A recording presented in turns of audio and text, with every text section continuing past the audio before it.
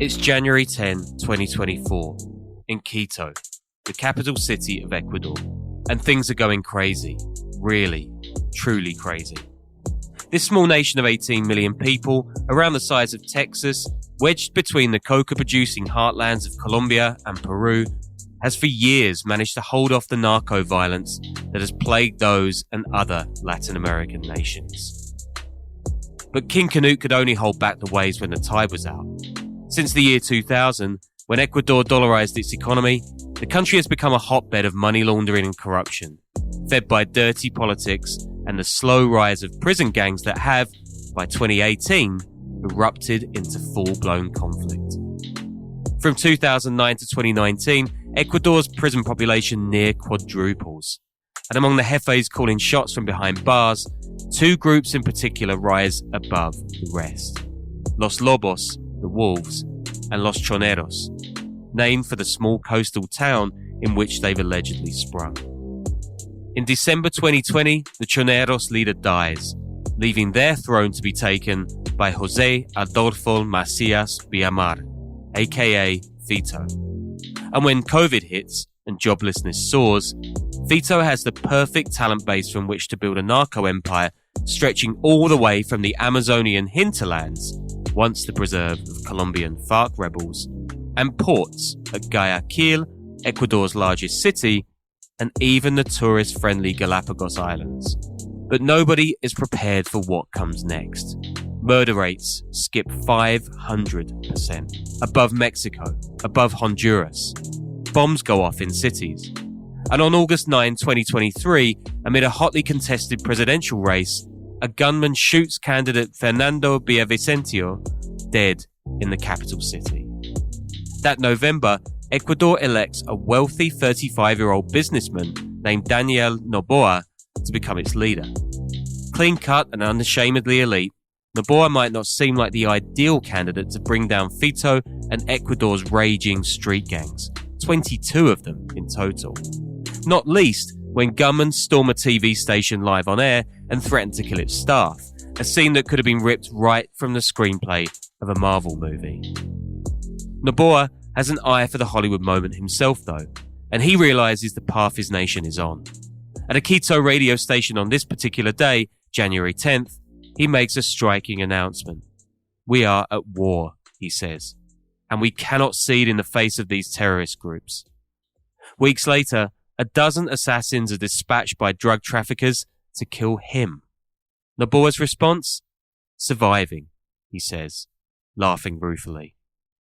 This is the Underworld podcast.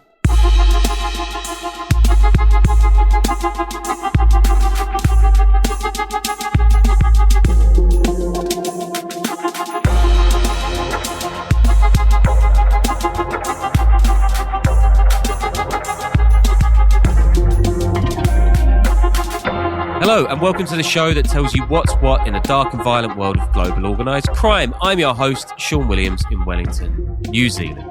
And I'm joined today not by Danny Gold, but Jon Lee Anderson, who I should just say as a disclaimer before we crack on is one of my journalistic heroes, so apologies if I sound a little starstruck. Jon Lee is a staff writer at The New Yorker. He's reported from conflicts literally everywhere on Earth, and he is the author of half a dozen books, including his acclaimed 1997 profile of Che Guevara.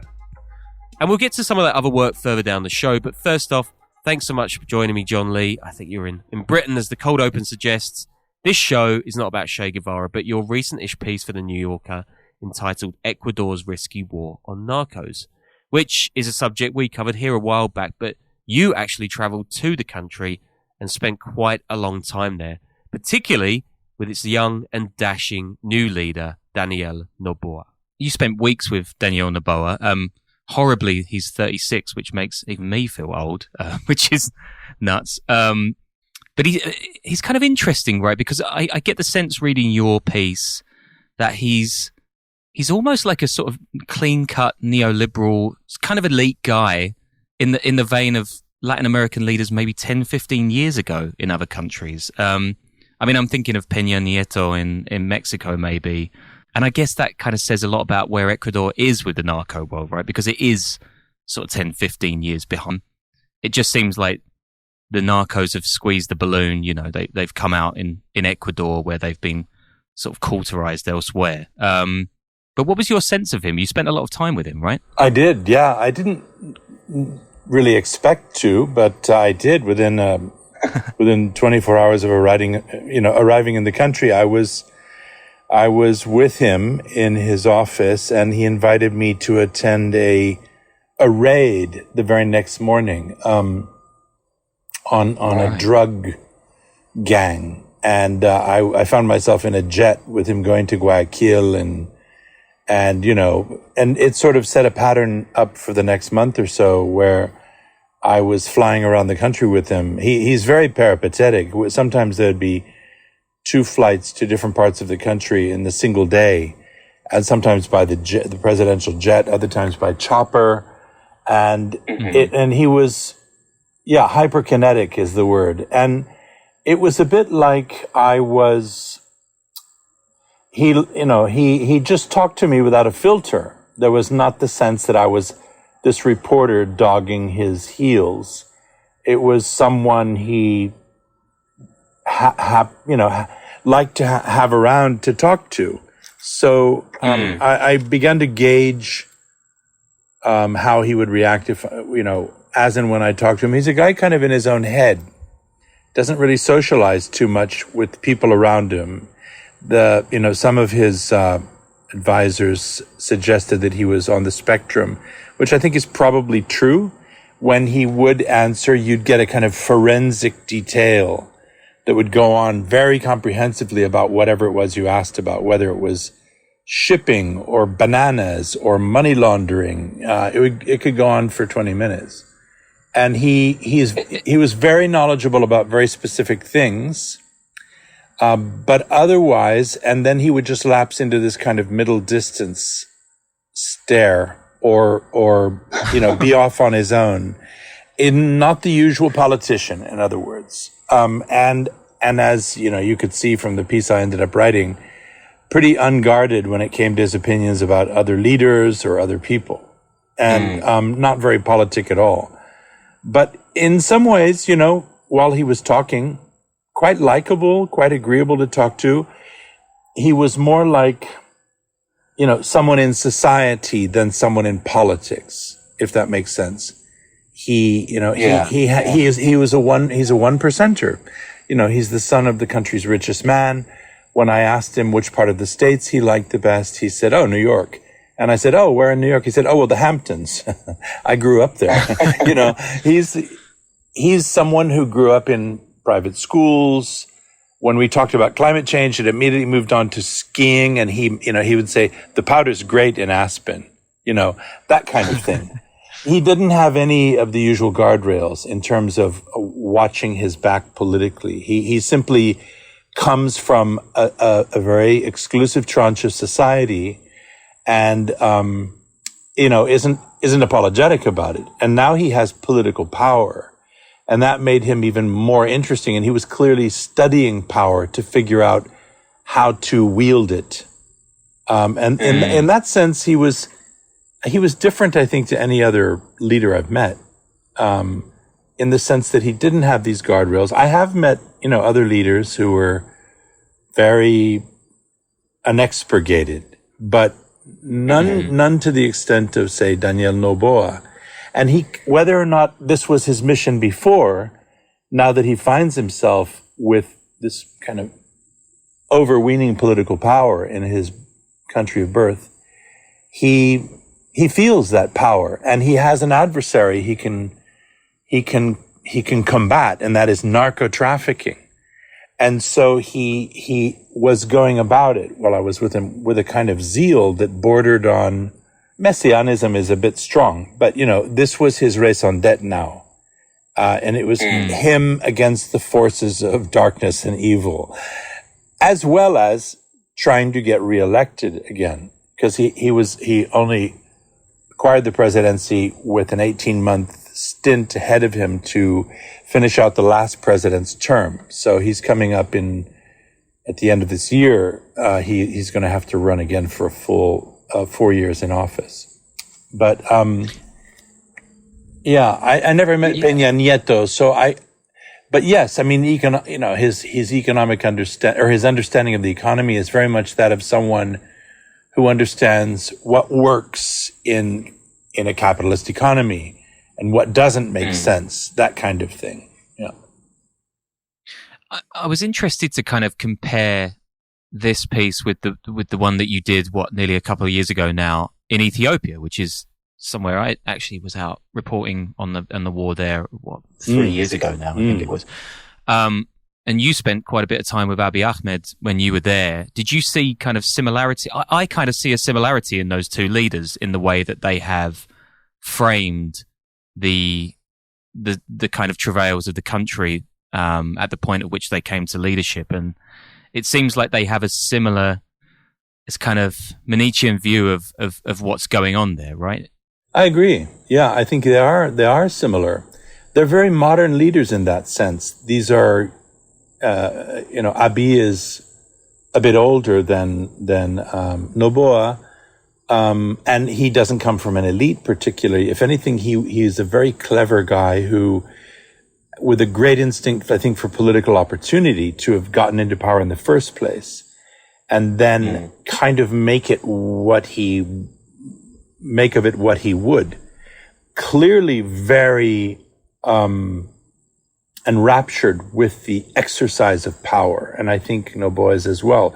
Both of them really thrived in that position. And there's a certain amoral quality to, running a country in a place where rule of law is still being built. That's an understatement when it comes to Ethiopia, but to a degree in Ecuador as well. So yes, both smart enough to figure out which way the geostrategic winds were blowing, and to seek opportunity in affinities or not with China, Russia, the United States, the UAE, and so on. An understanding in the case of Noboa of the markets as well. Whereas with Abiy, more I think of a geostrategic ambition. He wants to rebuild, to make Ethiopia the great power on the Horn of Africa. He's very aware of its history. There's not the same pretension, particularly with Noboa, where, Ecuador is a small country on the hump of northwestern South America. He doesn't plan to, I don't think, retake the land that was stolen from it in a war with Peru half a century ago. But who knows? But I don't think so. But yes, both of them interesting in the sense that they present themselves as very modern. They speak without a filter. In other words, they're equidistant between the ideologies of, in Western terms, let's say Trumpism and Bidenism or Kamala. This sort of a kind of almost sociopathic approach to politics, and an argument that it's about efficiency and execution on which they should be judged, and taking their countries into a kind of more modern, more enlightened, functional era. And that, in that sense, yes, they are rather similar. Interesting you point that out. It's he's kind of missing a trick, I guess, if he's going to go down the populist route, because Make Ecuador Great Again, actually, MEGA is quite a cool acronym. But I mean, he's interesting in the sense that, to me, reading your piece, like you just said as well, he's kind of unabashedly a one percenter, whereas I think in Europe, I mean, especially in the UK, there are a growing number of sort of populist right wingers who claim to be men, because they're all men, of the people, but they're actually extremely wealthy. I guess Trump would fall into this category as well. But he doesn't seem to care at all. He's quite sort of unabashedly out there as a sort of rich nepo baby. It's his milieu, I name dropped a few people, or rather, he wasn't intentionally name dropping. When I asked him about Trump, he said, "Oh, I met him at a party once." It was that kind of thing. But he didn't say it. Yeah. He didn't say it boastingly. It was literally, this is the milieu he grew up. When I asked him who he admired most amongst the Latin American leaders, you'll remember he said Lula, which surprised me, because Lula, of course, is from the old left, really. and of course 2 generations, or at least a generation and a half older than him. And I said, really? He said, yeah, I like Lula. I like the way he operates. And it wasn't so much a value judgment about his political affinity or ideology. It was about how he operated with power and in politics. So in that sense, that was what was interesting again about Noboa, was that he was openly admiring of the exercise of power and those who had done it well before. He made a big point of bringing a book he was reading on board the jet one day and reading it, which was Fauché, Napoleon's Minister of Police, by Stefan Zweig. And another day later on, I asked him if he'd finished the book. He said, almost. But when I do, I'm going to go back to my default. I said, what's your default? He said, Sun Tzu, Art of War, and Marcus Aurelius, The Dialogue. So he was clearly, channeling something when he said that to me. Those men, all of them, the models, the people he was describing are, not unlike the Prince Machiavelli, right? These are people who are masters at the exercise of power. It's not about morality. It's about how you play the game and do it well. And that's what he admired. And he was, I think, trying to send a message that this was where he was headed. And although Abiy of Ethiopia didn't, share the same sort of reading material, it was clear in our quite a few conversations that this was the way he operated as well, that he was living in a neighborhood where he had to outfox other leaders who would undermine him, who would do this, who would do that. And that he was doing it on behalf of, his country, his people. And whenever I would ask about people like Trump or Biden in an attempt, or say Putin, in an attempt to get a kind of more, I suppose, a moral judgment from them, and thus, if I could, a sense of where they swung, they always eschewed it. They avoided a moral judgment. I remember Abiy is very specifically doing that with Putin and with Trump.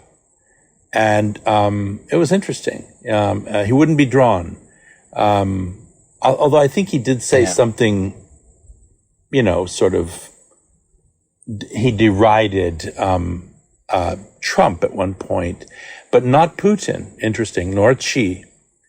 And so that was, I found that interesting. What about his kind of, I guess, in that sense, and I get this feeling from a few Latin American leaders that the narcos, therefore, are an easy out. They can give that moral argument. They can just make everyone within the narco apparatus kind of the bête noire, right? You see it with Bukele trying to play every single world leader to his advantage, which he obviously should do, but he does also have that kind of amorality when it comes to sort of foreign affairs, and yet he will paint the narcos as kind of evil, essentially. And I get the sense that Noboa is doing the same there. Did you get the sense being with him that it was genuine, or it was just a useful kind of chess piece, like you're saying, in this power game?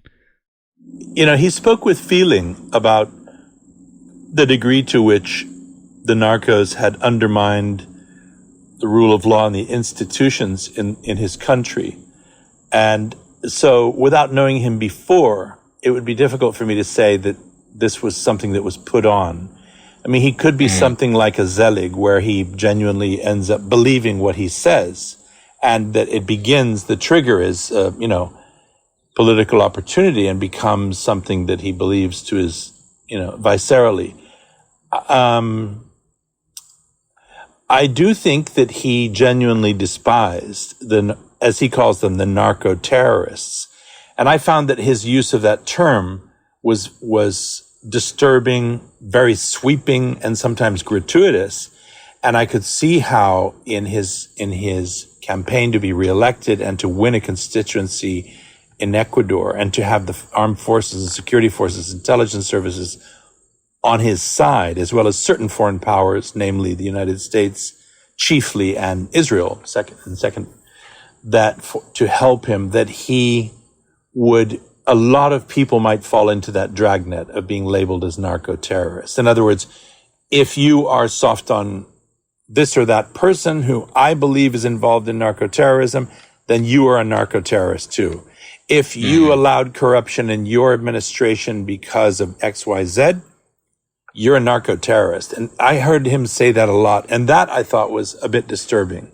That combined with, his Power for Dummies sort of fast immersion course, I thought was something that needed to be held in check if possible, because he is a young guy and it could go too far. However, having said that, when I asked him about Bukele, he did seem admiring, but his own ego didn't allow him to admire him too much. He wants to be his own man. So he seems to be trying to stake out a middle distance between the left and the right, the authoritarians and the Democrats, so to speak, on both sides, to be able to pull off what he sees as his successful course of action, to be seen as a strong man while creating employment, being friendly to the West, definitely not being stuck in the group of far-right, presidents, but also equidistant from the demagogic left. And, it's not an easy task he's set for himself. But I mean, how do you be an authoritarian Democrat? I think that's the dilemma he faces. But the narcos, the narcos are, I think you're right, are a useful whipping boy. They genuinely have. I don't think he exaggerates when he talks about the degree to which they have undermined Ecuador's institutions and crept into government, almost like a kind of viral, contaminant.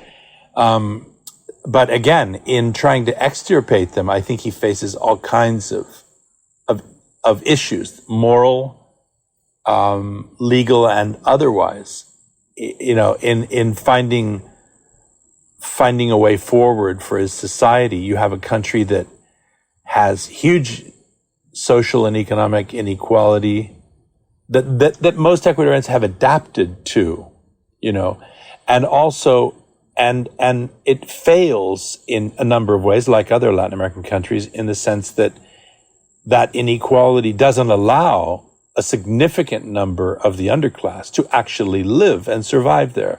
So they are part of the great exodus to the north, as they have been for years, whether it was to Spain in the 1990s or to the United States through the Darien Gap today. And that's problematic. He's someone who understands and talks a lot about numbers. And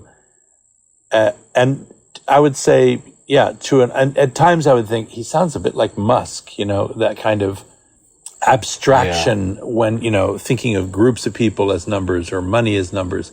And he would often express frustration about the unwillingness of the United States to truly back him and subsidize him, recognizing that Ecuador represented 20 or 30% ultimately of their drug problem, because that much of the world's cocaine, and for that matter, Western Europe's too, comes through his country. So that for, $10 billion, we can help you solve 30% of your problem. But instead of getting $30 billion, you're giving, $200 billion to Ukraine, and only $30 million to me. So, there was that kind of frustration. I think actually that was genuine frustration there. Because he is very all about numbers, which does seem a little autistic, frankly. It's interesting that, I'm based in New Zealand these days, and I've been writing about the Pacific drug trade. And in the last couple years, whomever I've spoken to about that has said that the vast majority of cocaine that's coming across the Pacific is coming directly out of Guayaquil and even the Galapagos in some sense. At some cases, it's pretty incredible how consummate, how kind of enveloping the gangs became in such a short space of time in Ecuador. And like you say, they seem to have got their teeth directly into government. I mean, obviously that would happen. But I guess, I mean, you were out there pretty soon, relatively after the death of Fernando Villavicencio, right? So that must have, how much of a sort of turning point was that in the public psyche in Ecuador as to how sort of, yeah, like you say, viral this thing had taken hold? I think it really was the big turning point. That was so shocking. You know, here was a leading presidential candidate. He may not have won, but he was second or third. I think Noboa was something like fifth or sixth, and he was effectively third. He was well known. He was a journalist. He was outspoken. He was leaving a rally that he had just given that was televised, and in full view of hundreds of people, he was assassinated on the streets of Quito, in the capital. This was big. This reminded immediately, I think, was the trigger effectively took people back to the bad days of Pablo Escobar's war against the state in Colombia, for those who were, old enough to remember it. And of course, Ecuador has always been the country next door. Colombia is the big, violent narco state that has exported drugs, guns, people, narcos, guerrillas for many years. And of course, if you were in the know, whether in politics or, say, in the countryside, you would have known that there was a creeping takeover of parts of Ecuador's, backwoods in the upper Amazonian, along the Colombian border, in certain towns down near the ports, amongst gangs. But it was fairly quiescent. There was a kind of adaptation to that reality. And by and large, the violence was low level and didn't spill over into the public space. There weren't, the big spectacular hits on attorneys general or presidential candidates. And that suddenly changed and brought everything that was bubbling under the surface front and center. And I think it shocked Ecuador's citizens, as well as the people that thought of Ecuador as this quiet, pretty country that, American pensioners go and retire to, or people with a bit of money and lovers of nature would go on cruises to the Galapagos in, that kind of thing. Suddenly, it was a place where, my God, if they can kill a presidential candidate like that, and then days later, the very top drug kingpins in the country can be let out of their cells and disappear in the country's most maximum security prisons. This is a state that has been infiltrated to a very great degree. And suddenly we're looking at Ecuador like we have looked for some years at Mexico, with the massacres of the students that was clearly, in which we've become aware that every level of the Mexican state has been corrupted by the drug trade. There's the drug gangs, there's the police, the army, the governors, even the prosecutor general in Mexico. If that can happen in a country like Mexico, which borders the United States, it can happen in a country like Ecuador, and has. And so, yes, for many people, that was the turning point. And the escape of Fito and the other, leader of one of the big drug gangs as well. Effectively, Ecuador's Chapo characters, I think really galvanized and electrified everyone in and out of the country, and created this feeling of crisis. And Noboa comes to power just at that moment, and everything wells up. And it was on the heels of that, and on apparently an assassination attempt against him by Colombian narcos, evidently thwarted by the United States.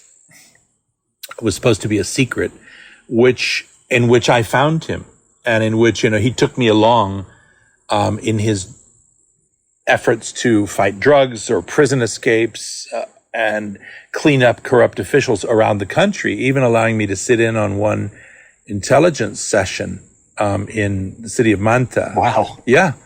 I was pretty shocked that they allowed me to sit in on that. in which he openly questioned the affinities of an admiral who was briefing him. Yeah. Wow. That's a pretty incredible bit of access there. Yeah. Unusual to say the least. I think he really wanted he wanted me to believe what he was saying, I think. Which you could read either way, right? If you think that he's slightly on the spectrum, or if you think that he's sort of Machiavellian, I guess it could be a sort of power display, or it could be genuine. Exactly. I think it's a bit of all of that. I don't think it's I don't think that was particularly made up. I think, running Ecuador is different than running Liechtenstein, right? Yes. Yeah. Although Liechtenstein has its own corruption issues. I gather. Yeah. That maybe wasn't the best choice of. Yeah. Well, I mean that's part of the state function there. But I was interested actually, and it kind of this segues into something that I really, really wanted to ask you about the narco trade in general. Is that it seems that in Ecuador's case, it is precisely the existence of separatist or leftist rebels who have fought for, freedom in a wide sense for decades, that have pivoted to the narco trade in recent years, that has contributed to this rash of violence across the border in Ecuador, right? I mean, it's quite astounding how on the nose that is as a kind of, as a portrait of how Latin American politics and really the world politics has become in the last sort of 20, 30 years. Is that, I don't know, is that something that you found quite striking at all? Is it sort of a sort of devolvement into nihilism almost, or capitalist nihilism? I very much agree. I mean, it's something I've been watching and I think taking stock of more and more consciously over the past, I guess, 10 years, which is that I've watched this in the course of my adult life, my career, is the devolution or the degradation of what once upon a time were, Marxist, Leninist inspired guerrilla movements with some quite strong basis in social reality that began back in the 60s, 70s, and 80s, and then in the course of the last 30 years, through the end of the Cold War, and to those that survive today, by and large, have devolved into narco guerrilla movements. With the end of the Cold War and the precipitous loss to the sort of aid that, say, Cuba was able to give them, or any of the countries of the East, they turned to natural resources in order to survive. And just as guerrillas do everywhere, I watched this in Burma, I've watched it around the world, Afghanistan.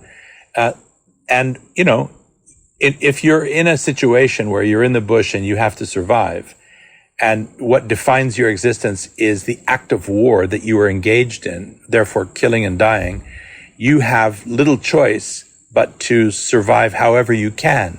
And therefore, you turn to whatever will keep you alive, whether it's chopping down trees or trafficking in opium or cocaine or whatever it is, you will do. And that is typically what movements do once they become rooted in the land. And that's what happened in Colombia with the various guerrilla groups. They began to trade in the commodity that was most lucrative in the territories that they came to control.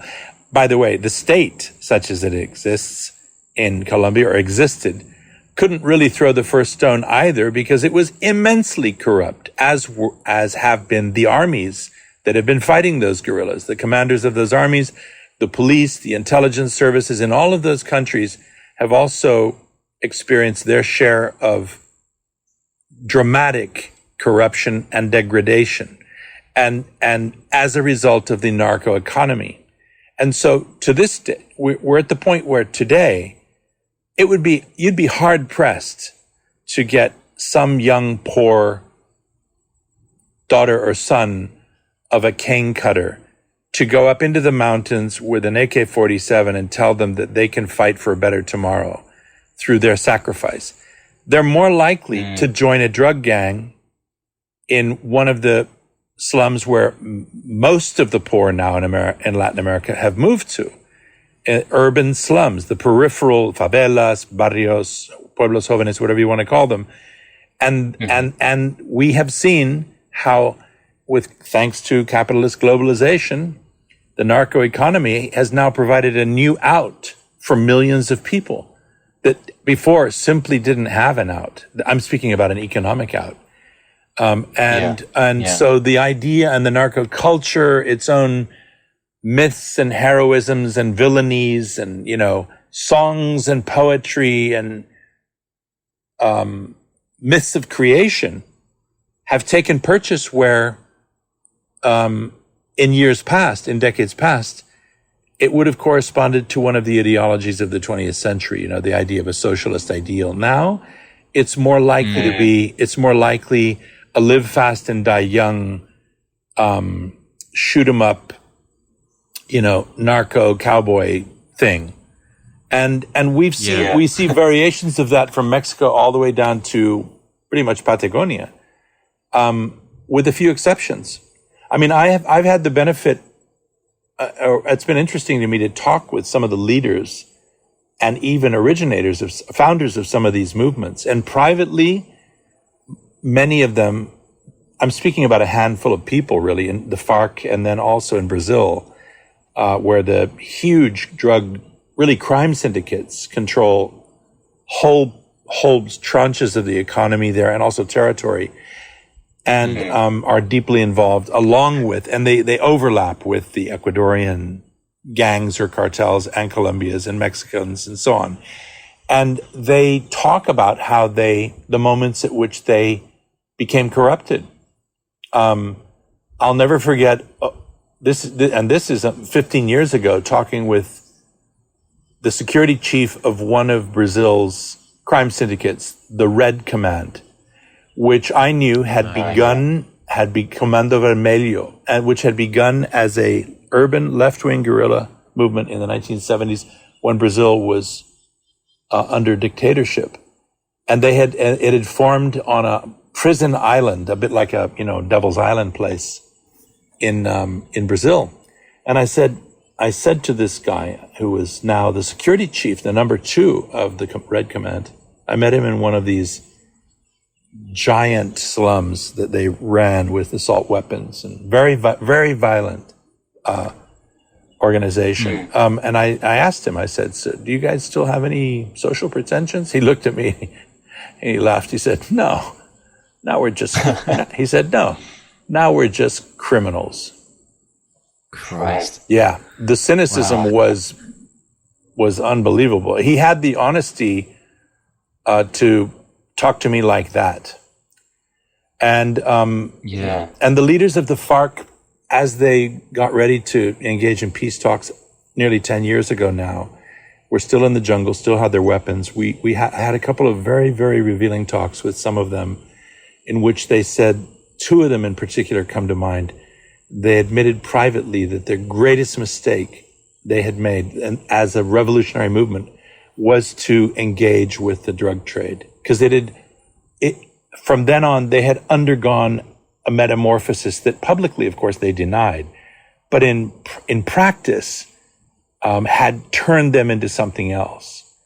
And, while they still recruited youngsters, using the old sort of Guevara's language of, a better tomorrow, in many cases, what they actually did in the jungle was to guard cocaine routes or tax drug traffickers and kidnap people and that kind of thing. They'd become a criminal organization, and they knew it.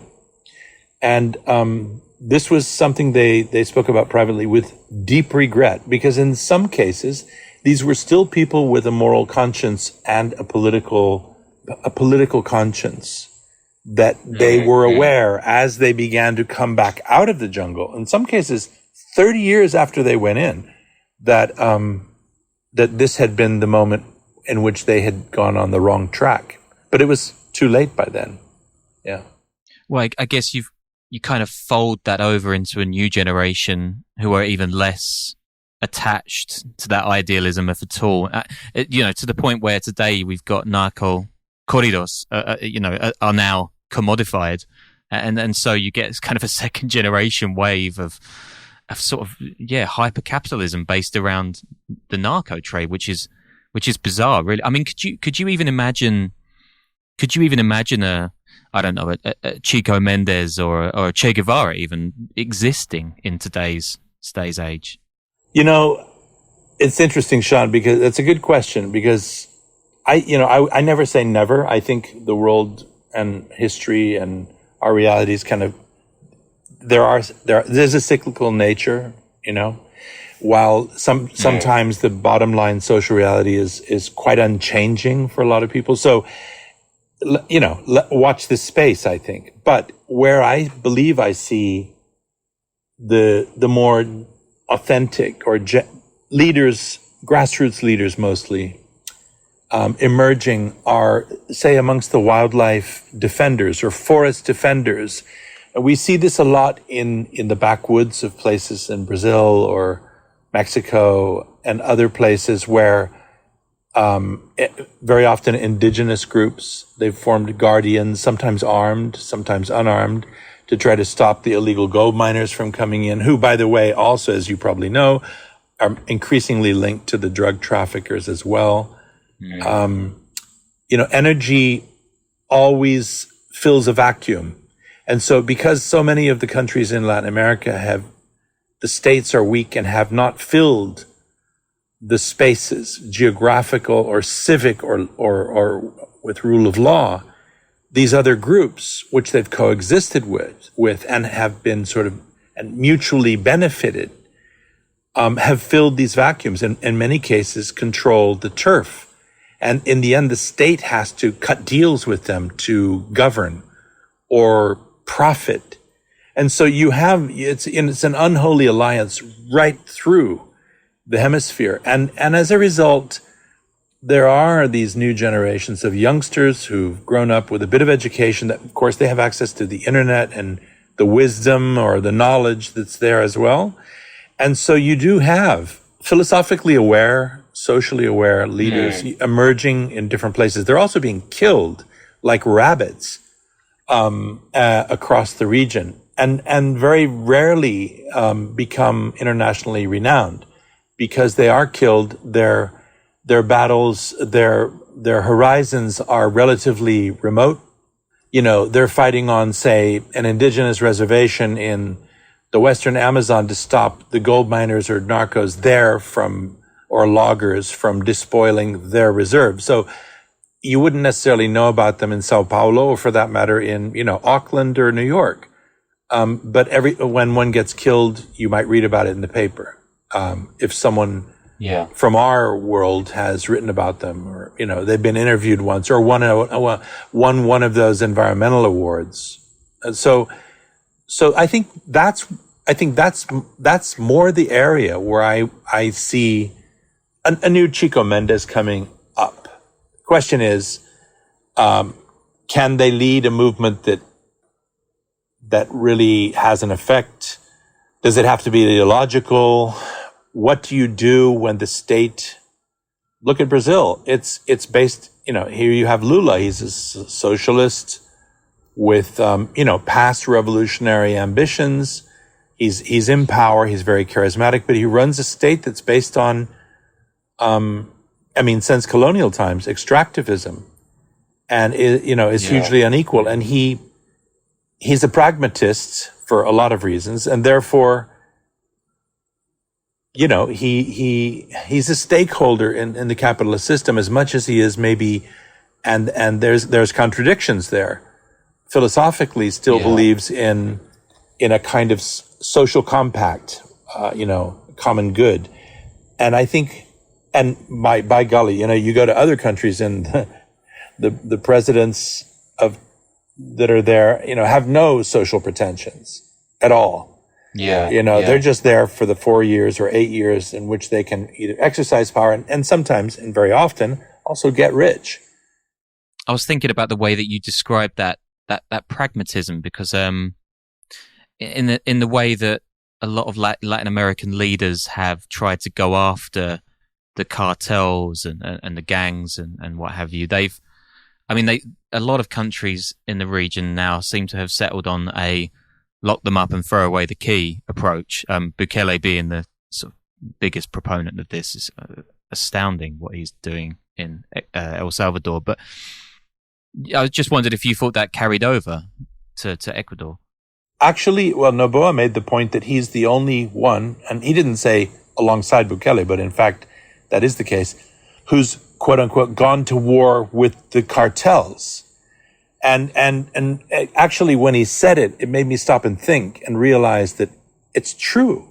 Because actually, if you go to Mexico, Colombia, Venezuela, they're not at war. The leaders have not declared, or even Honduras, they're not at war with the drug gangs. They very carefully eschew that language. And in the case of AMLO in Mexico, of course, he actually adopted a policy of, hugs, not bullets, which effectively has had the effect of to some degree accommodating the cartels, while parts of his security state do battle with some of the gangs. We all know that, in fact, there is a strange accommodation or cohabitation there. And while there is, there's sort of selective wars, but we still see this very corrupted state, especially when it comes to the law enforcement area with the cartels. And you have a president who's talking about hugs, not bullets. So it makes you realize, okay, he has sent a message. He's not at war like his predecessors were. And of course, he has a humanistic message. He's saying he doesn't want people to die. Well, okay. But that also means that he's basically cohabiting with the cartels. And it's the same in the places where the other leaders are not talking about a drug war. Every so often there'll be a bust, yes. But by and large, they're letting things stay the way they are. And why are they doing that? Because, when you go to war with a drug cartel, it's like kicking a hornet's nest. You're going to get stung. Plenty of people are going to die. Everybody knows that. However morally sound it feels or morally comforting, people are going to die. And if you don't know who is clean around you, you could be at risk as well, as Villavicencio found out. It seems that in Venezuela's case, the state, especially since the election, whatever you want to call it, has actually worked with the gangs to cut, to sort of snuff out political opposition, even on foreign soil. I think there was a guy who was killed in Chile last year. This is, that's pretty amazing. I guess it also speaks to this somewhat cynical politics that's taken hold in many places. To bring it back to Ecuador, I guess, because there is this ostensible gap in the life of Noboa and the kind of street level crime that he is trying to sort of sound as bullhorn over. When you were speaking to people in the cities, in the towns, villages, wherever, did you get a sense that they were necessarily pro him, or were they anti-narco, or was there just a sense of confusion? What was the feeling like there? I was so much in the bubble, I can't say I had a really, strong sense of the vox pops, if you know what I mean. But I would say my read was, in Ecuador, people go with the power. So if Noboa represents a power that is protective and potentially lucrative, they will go with him. If there is no state presence and the wolves or whichever, the tigers or whichever one of the named cartels are the strong force there, they're going to go with them because they're going to be the ones who provide the jobs, and because they're an armed force, they also enforce social reality. So if you go against them, they're going to kill you or your loved ones. And if you're with them, they're going to protect you. So it's effectively comes down to that. And I think that by and large, when I was with Noboa, if I had to take a read of the passing crowds or the people in the audience, I would say that they were, it's a fairly cynical, it's transactional. Especially poor people that live without rule of law. They don't have the luxury of living according to their principles. They have to survive, protect their families, or leave. And I think they were kind of on the fence because they know what the underworld reality is, to coin a phrase that you'll appreciate. And on the other hand, I think some of them are quite hopeful that this young guy who represents prosperity and rule of law and education and the world beyond Ecuador might just have a way forward. So I think it was a bit of everything. And I think while I was with Noboa, I would look around and be with people around him. And, it's a grab bag of people, quite simple people who want a better life, cynical people who are seeking an opportunity. And that's it. It's the bread is not out of the oven yet, and it could go any which way. Even the people around Noboa, including, I mentioned that intelligence meeting I went to, he later questioned that man. To me, the admiral in charge of the naval forces, which patrol Manta and for that matter out to the Galapagos, he suggested that he was in the pocket of the cartels.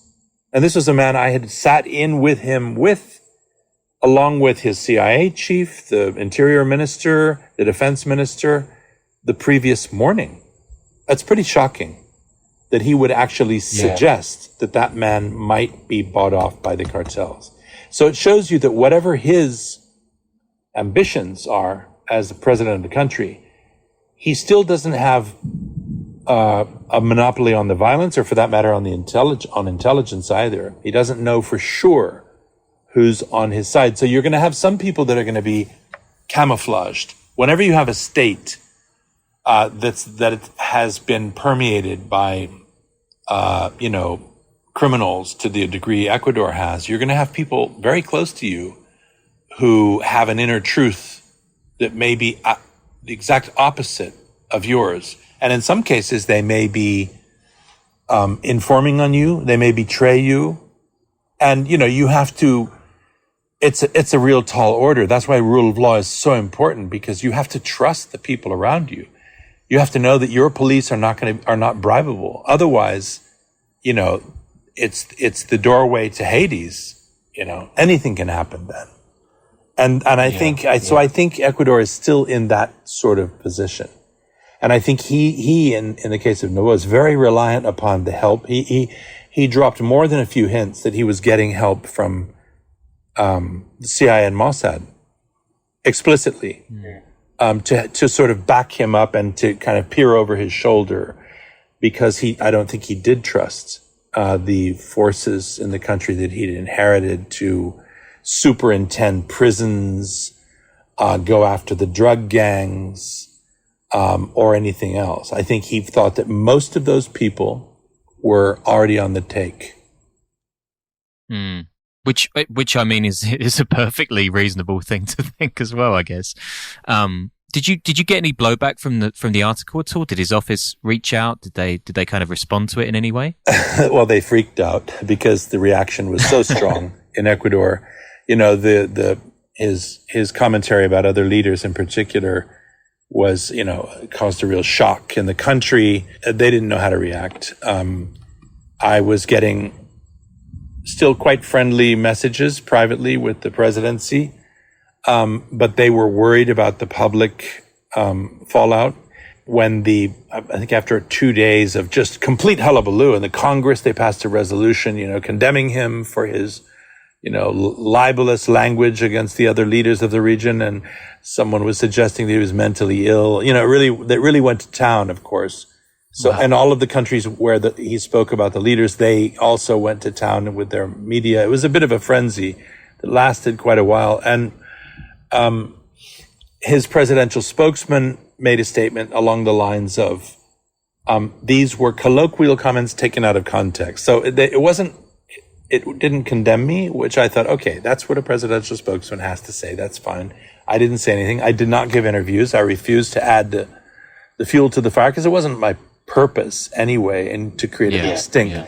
But then when his foreign minister, after about 4 or 5 days of this, suggested that I had done this intentionally to damage relations between Ecuador and other countries, I got a hold. I mean, I sent a message that that although I had not given interviews until that moment, out of an effort to be, helpful, that I would start doing so if she didn't retract or stop those statements, which were totally, false. And I was assured that she would stop speaking like that, and she did. Okay. So that's really interesting. Yeah, it is. I mean, I think there was no bad blood privately in the inner circle, but I think they were a bit shocked that he had spoken to me with as little a filter as he had, and at no point did he or anybody else say this is off the record. And so, I went with what was most interesting, and it was very interesting that I had a head of state speaking with, honestly, which is quite rare, right? Which was refreshing and in fact, I appreciated. It wasn't my intention to get him in trouble, but I think he will bounce back. We're in a time when, quite beyond Noboa, you have populists like Bukele and Milei and Bolsonaro and Maduro saying all kinds of intemperate things about one another, and insulting one another and breaking relations. So, Noboa suggesting that one guy seems arrogant and the other guy seems whatever it's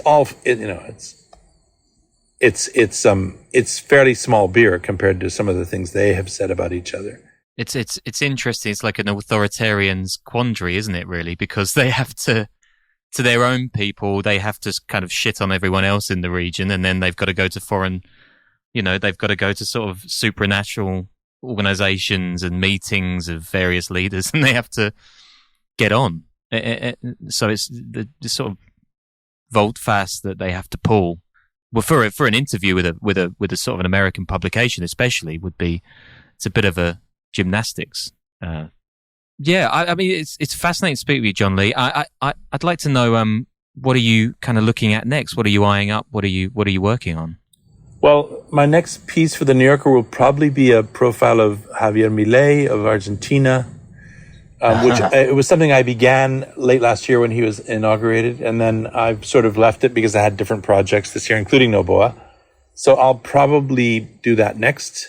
I'm always looking, and I'm not, of course, exclusive to Latin America, although, that's what I do mostly.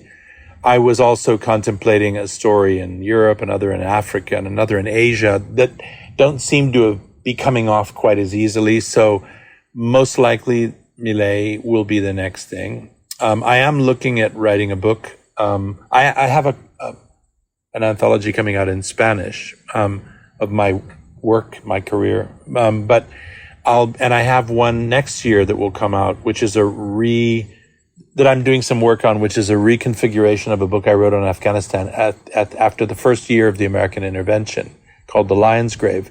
So I've reconceived that book at the behest of my publisher, and it's now about the 20-year arc of the American, let's call it what it is, misadventure in Afghanistan, with a different title and a very sort of differently conceptualized book. So I've written a new introduction, and it's interesting to have been able to do that, to take a book that had a very specific, limited ambition 20 years ago, and to be able to write, because I returned to the country many times, to write a different one now. And then